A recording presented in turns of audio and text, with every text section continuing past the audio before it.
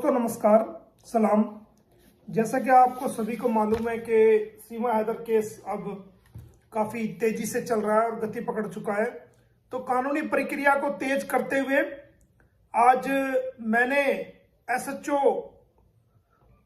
जेवर को एक क्रिमिनल कंप्लेंट सीमा के खिलाफ, नेत्रपाल के खिलाफ और सचिन के खिलाफ फाइल की है, जो कि इंडियन पेनल कोड की धारा 153A, 195, 196, 197, 199, 201, 205, 209, 406, 420, 467, 468 और 459, 471, 494, 495, 496, 120B IT एक्ट 2000 की सेक्शन 67 सेक्शन 11A भारतीय विदेशी अधिनियम 1946 बरखिलाफ सीमा हैदर केर ऑफ सचिन मीना पुत्र नेत्रपाल व नेत्रपाल उर्फ नेत्र पुत्र बिशंबर, ये रेजिडेंट ऑफ रघुपुरा। जिस कंप्लेंट में हमने कहा है कि जैसा कि आप सभी जानते हैं कि पाकिस्तानी महिला सीमा हैदर, जो कि गैर कानूनी तरीके से नेपाल के रास्ते भारत की सीमा में गुलाम हैदर के 4 बच्चों के साथ, जिनकी उम्र 6 वर्ष से कम है, अपराधी सचिन पुत्र नेत्रपाल उर्फ नेत्र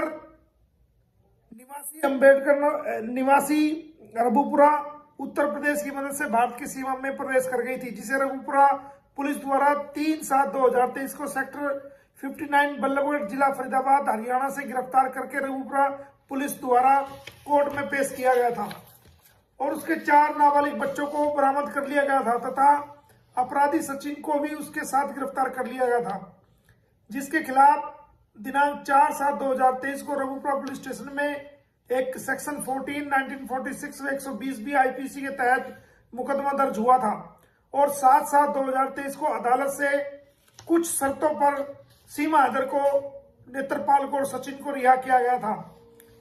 अदालत से जो सशर्त जमानत मिली थी, उसके बाद पाकिस्तानी नागरिक सीमा हैदर पत्नी गुलाम हैदर हाल मुकाम केयर ऑफ सचिन पुत्र नेत्रपाल रघुपुरा के यहाँ रह रही है और लगातार वो 153A सेक्शन 195, 196, 197, 199, 201, 205, 209, 206, 420, 467, 68, 494, 120B IPC व IT एक्ट की सेक्शन 67 व 11A भारतीय विदेशी अधिनियम 1946 का लगातार जो है वो अपराध कर रही है।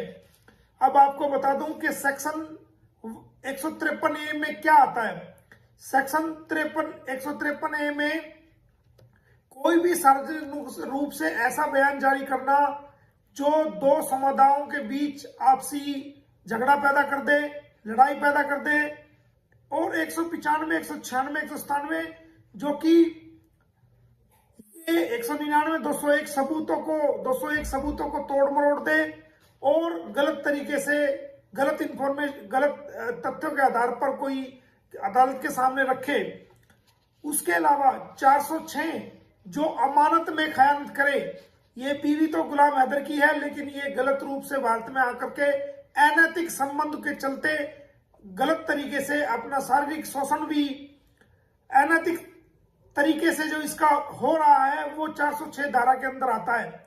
उसके अलावा जो इसने जमानत में अपने आप को गुलाम है, जब ये कह रही है कि 13 मार्च 2023 को इसने सचिन के साथ हिंदू रीति रिवाजों से शादी कर ली थी, तो और ये एनिवर्सरी मनाने जा रही है, तो फिर किस आधार पर इसने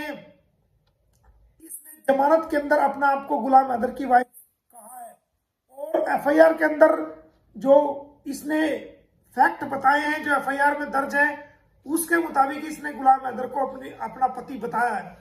इसके अलावा जो कबूलनामा इसने किया है, उसके अंदर भी इसने अपने आप को गुलाम हैदर की वाइफ बताया है। तो झूठ बोलकर फर्जी दस्तावेजों के आधार पर जो माननीय अदालत जेवर से इसने जमानत याचिका ली है, तो अगर ये सचिन की पत्नी है तो फिर हैदर की वाइफ बनकर क्यों जमानत ली? इसलिए इस पर 420 जालसाजी करने, धोखा देने, धोखाधड़ी करने की धारा 420, 67, 68, 469, 71 आती है। इस पर हमने 494 का भी धारा लगाई है, जो कि 494 धारा एक पति के रहते हुए जब एक पति जिंदा है तो बिना तलाक के किसी और व्यक्ति से शादी करना बाईगानी उसको कानून की भाषा में कहा जाता है। बाईगानी करना वो 494 में आता है। 495 में भी उसी की संज्ञा दी गई है, 496 में भी। 120 बी में जो नेत्रपाल और सचिन के ने जो इसका साथ दिया है इस अपराध को करने के लिए, उन पर लागू होती है। और सेक्शन 67 जो कि आईटी एक्ट की, यानी कि मीडिया द्वारा किसी भी भ्रांति को, झूठी बात को, भ्रम को फैलाना, झूठ बात को फैलाना मीडिया के माध्यम से, वो सेक्शन 67 आईटी एक्ट 2000 की आती है। इसके अलावा सेक्शन ए विदेशी अधिनियम 1946 का भी अपराध किया है। तो हमने डिटेल से आज पूरी कहानी लिखकर और इसके अंदर बताया कि अगर ये कहती है कि भाई मैंने सचिन से 13 मार्च 2023 को शादी की थी, तो हमने कंप्लेंट में लिखा है तो आपने जमानत के अंदर अपने आप को गुलाम हैदर की बीवी बताकर क्यों जमानत अर्जी फर्जी जालसाजी करके दायर की, और क्यों आपने वो जमानत वहां से बतौर गुलाम हैदर की बीवी प्राप्त की? अगर आपने शादी कर ली थी तो आपको सचिन की वाइफ बताना चाहिए था। तो इस प्रकार हमने सारी डिटेल के साथ आज इसका अभी कोई कानूनी तलाक नहीं हुआ है और ये किस प्रकार ये सोशल मीडिया पर कह रही है कि भाई हम अपनी एनिवर्सरी मनाने जा रहे हैं, तो वो लिखित में शिकायत भी कम से कम 20 धाराओं के तहत हमने आज एसएचओ जेवर को उनके कार्यालय में लिखित में कंप्लेंट दी है। और वहीं से हमने, क्योंकि रिसीविंग उन्होंने हमें कोई दी नहीं है, तो हमने एसएचओ को भी बताया कि आपके कार्यालय ने हमें कोई रिसीविंग नहीं दी है।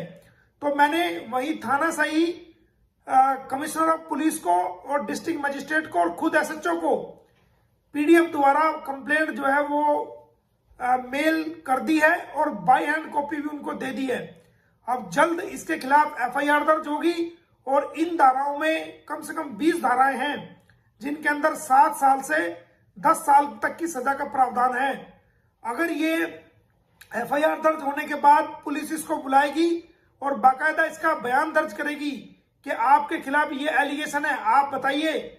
अगर ये कहती है कि मैंने सचिन से शादी कर ली 13 मार्च 2023 को, तो फिर तुमने कोर्ट में खुद को गुलाम की बीवी दिखाकर क्यों जमानत ली? तो इसके ऊपर 420, 467, 68, 471 जालसाजी की सारी धाराएं लगेंगी। अगर ये कहती है कि नहीं मैं तो गुलाम की बीवी हूं, तो फिर ये भारत देश को और देश के लोगों को क्यों गुमराह कर रही है? तो ये दोनों तरह से फंस चुकी है। अगर ये खुद को गुलाम की वाइफ बताएगी तो जब भी ये फंसेगी, और अगर ये खुद को सचिन की वाइफ बताएगी तब भी इस पर 420 की सेक्शन लागू होगी।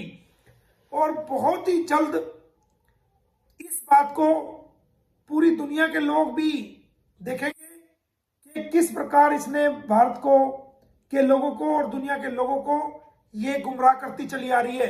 और आपने देखा होगा कि आजकल नई नई ये झंडे लेकर के कहती है कि हमारा देश है, हमारा देश। तेरा देश कहां से आ गया?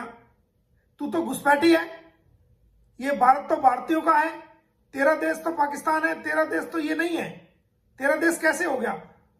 अभी तू यहाँ की नागरिक नहीं है, अभी तू यहाँ घुसपैठ करके आया। तेरे खिलाफ एक आपराधिक मुकदमा दर्ज है सेक्शन 14 में फॉरेन एक्ट 1946 के तहत, और भी लीगल कार्रवाई तेरे यहाँ चली। तेरा देश कहां से हो गया? तू हमारे देश को अपना देश कैसे बता रही है? तेरा देश तो ये है ही नहीं। अब ये रोज मोदी जी के नारे मार रही है, रोज योगी जी के नारे मार रही है। मोदी जी और योगी जी ने हमेशा सच का साथ दिया है, उन्होंने कभी भी गलत बात को सपोर्ट नहीं किया है। और अगर आप उनसे भी कोई इंटरव्यू में कहीं कोई पूछेगा तो वो यही कहेंगे कि इसको भारत का वीजा लेके आना चाहिए था, क्योंकि इस्लामाबाद पाकिस्तान में हमारा भारतीय दूतावास हाई कमीशन ऑफ इंडिया मौजूद है, उसके अधिकारी वहां मौजूद है। अगर कोई भारत आना चाहता है तो वो आवेदन लेते हैं और इंटरव्यू करते हैं, और जो जिनका कोच होता है उनको वो कभी भी वीजा के लिए मना नहीं करते हैं। तो फिर आप घुसपैठ करके क्यों आए हो? तो ये सब ड्रामे ये कर रही है और आने वाले टाइम में आप देखना ये बचने के लिए और इससे बड़े बड़े ड्रामे करेगी। तो आप सभी भारतीयों को इसके ड्रामों से सतर्क रहना है और जल्दी ये जेल जाएगी। हमने अपनी कानूनी कार्रवाई को तेज कर दिया है। उम्मीद है कि पुलिस प्रशासन, जिनको ये एसएचओ जेवर को हमने कंप्लेंट दी है, पुलिस प्रशासन जो है वो जल्दी हमारी कंप्लेंट पर एफआईआर दर्ज करके इसको, सचिन मीना को और नेत्रपाल को अरेस्ट करके कोर्ट में पेश करेगा। बहुत बहुत धन्यवाद। Thank you.